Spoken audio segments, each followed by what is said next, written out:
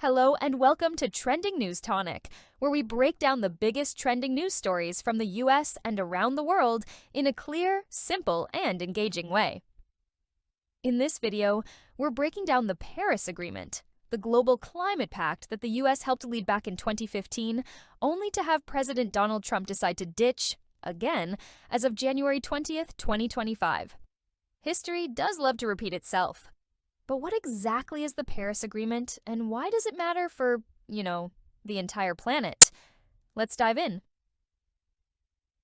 If you've been feeling like the weather is out to get us, you're not wrong. Climate change is ramping up, and the planet is throwing everything at us.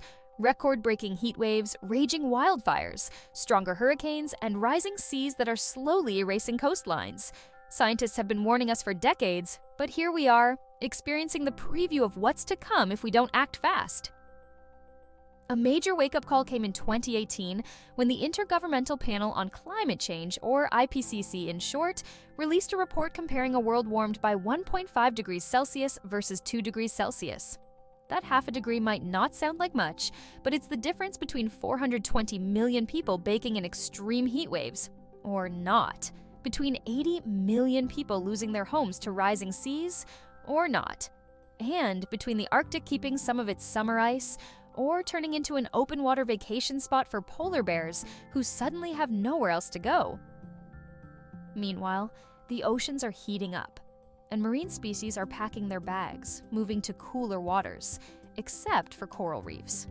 About 70 to 90% of them won't survive even at 1.5 degrees, meaning the $11 trillion they provide in ecosystem services like fisheries and coastal protection could vanish. Meanwhile, droughts and floods are intensifying, and extreme weather events are becoming so common they barely make headlines anymore. But not all warming is equal. The Arctic is heating up 4 times faster than the rest of the world, and Europe is leading the race in continental warming.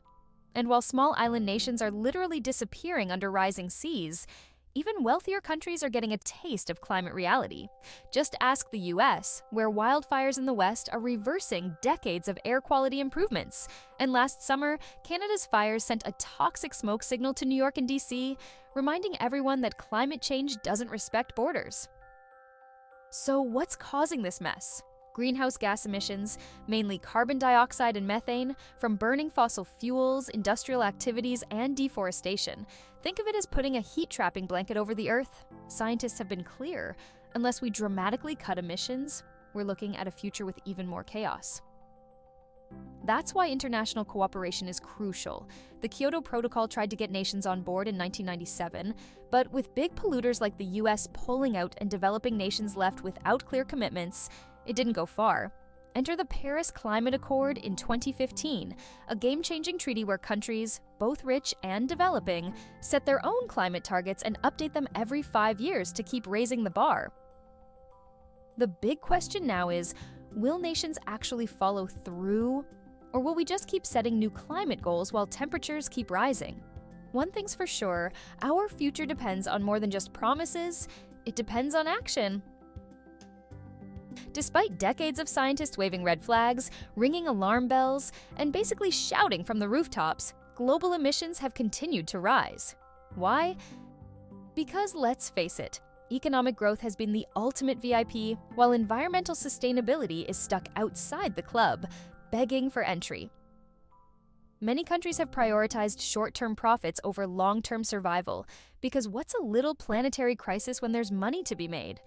Fossil fuels, industries, and deforestation keep churning out greenhouse gases, and we keep acting surprised when the planet responds with record heat waves, wildfires, and hurricanes the size of small countries. And then there's the great global tug-of-war, developed versus developing nations. Rich countries, who, let's be honest, built their economies on decades of pollution, now want everyone to go green. Meanwhile, developing nations are saying, wait a minute, you gotta pollute your way to success, and now you're telling us we can't? It's the international version of do as I say, not as I did. To make matters worse, past climate agreements have been about as effective as a New Year's resolution to hit the gym. The Kyoto Protocol tried to get everyone on the same page, but it lacked legal teeth, and major polluters walked away without consequences. The result? A lot of promises, not a lot of action. Now, here's the real kicker. If we don't get our act together fast, global temperatures could push past the critical 1.5 to 2 degrees Celsius threshold. That's not just a number. It's the difference between a livable future and, well, one where entire regions become uninhabitable, food and water shortages skyrocket, and extreme weather turns life into a never-ending disaster movie. So the question is, will world leaders finally step up, or are we just going to keep pushing the snooze button on climate action? Because at this rate, by the time we're ready to take serious action, the planet might just be too hot to handle. Literally. The big question is, how do we save the planet without tanking the economy of any country? It's the ultimate balancing act, kind of like trying to diet while working at a bakery. Countries want to cut emissions, but they also want to keep their industries booming, their citizens employed, and their economies growing. Turns out, saving the world isn't as simple as flipping a switch to renewable energy. So, how do we get every nation on board? Well, ideally, we'd have a system where countries actually follow through on their promises. But let's be honest, historically, climate commitments have been about as reliable as your friend who always says, "Let's hang out soon," and never follows through. We need real accountability, not just another round of "we'll do better next time." That brings us to fairness. Developing nations argue, rightfully so, that they didn't cause most of this mess, yet they're getting hit the hardest. Meanwhile, wealthy countries, the ones that spent over a century burning through fossil fuels like there was no tomorrow, now want everyone to go green. But not everyone can afford the price tag. So, how do we make sure the rich don't just sit back and watch while the global south struggles? Easy. Funding. Wealthier nations need to put their money where their mouth is and help developing countries transition to clean energy without pushing them into economic ruin. Because let's face it, no one can fight climate change if they're too busy fighting for basic survival. And then there's transparency. Because surprise, governments don't always tell the full story. Countries pledge big, bold targets. But how do we make sure they're actually hitting them? We need better tracking systems, independent monitoring, and maybe even a global leaderboard. Imagine it, coming in at #1 for cutting emissions. Sweden. Meanwhile, the US is lagging behind. But hey, at least they're leading in wildfires. The bottom line, if we don't figure this out soon, we won't just be balancing climate action with economic growth. We'll be balancing our homes on stilts as sea levels rise. The world needs cooperation, commitment, and a little less talk, a little more action. This finally brings us to the world's most ambitious group project, the Paris Climate Agreement. The goal? Keep global warming well below 2 degrees Celsius. Ideally, 1.5. Why 1.5 degrees? Because once we pass that 1.5 degree mark, we're entering the danger zone. More extreme weather, rising sea levels swallowing coastlines, and ecosystems waving the white flag. In short, it's the difference between a manageable crisis and a full-blown climate catastrophe. Now, where did these numbers come from? The Paris Agreement, also known as the world's biggest attempt at a group intervention. In 2015, 195 nations came together and said, "All right, let's do this." The plan? Keep global warming well below 2 degrees. And if we're feeling ambitious, aim for 1.5. It's an aspirational target, kind of like that fitness goal you set at New Year's. Great in theory, but whether we actually hit it depends on effort and follow-through. So what's the reference point for all this warming? Scientists use the period between 1850 and 1900 as the pre-industrial baseline, because that was before humans got a little too cozy with fossil fuels.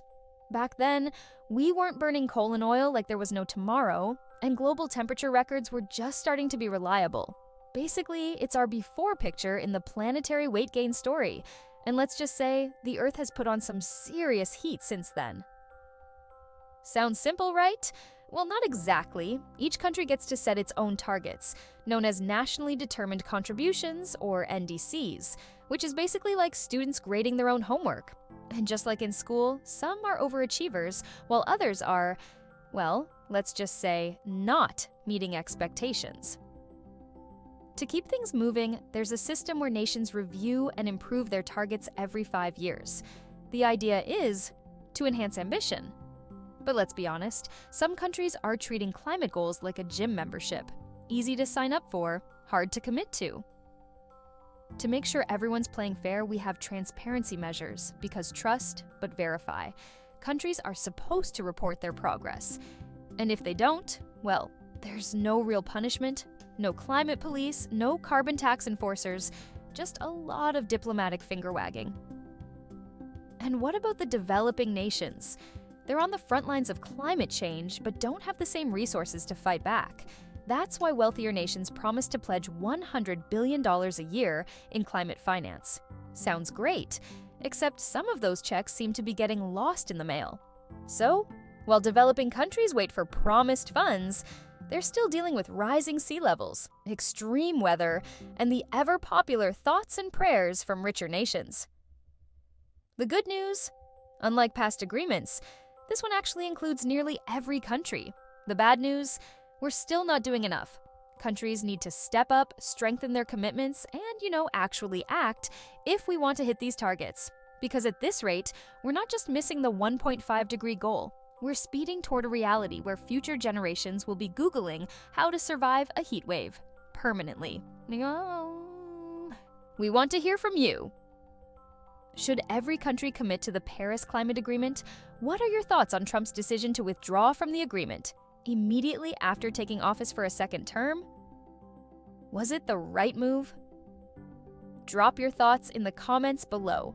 And if you found this video helpful, don't forget to like, share, subscribe, and hit that notification bell for more deep dives into the biggest stories shaping our world. Thanks for watching, and we'll see you in the next one.